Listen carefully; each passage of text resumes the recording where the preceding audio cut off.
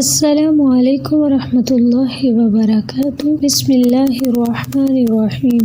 جنت الفردوس مانگنے کا حکم۔ اللہم انی اسألک جنت الفردوس۔ اے اللہ، میں تجھ سے جنت الفردوس کا سوال کرتی ہوں۔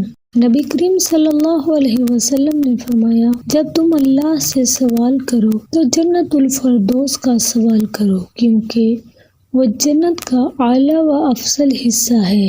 نبی کریم صلی اللہ علیہ وسلم نے فرمایا، جنت میں 100 درجے ہیں، ہر 2 درجوں کے درمیان کا فاصلہ ایسے ہے جیسے زمین اور آسمان کے درمیان کا فاصلہ، اور فردوس اس کا اعلیٰ ترین درجہ ہے۔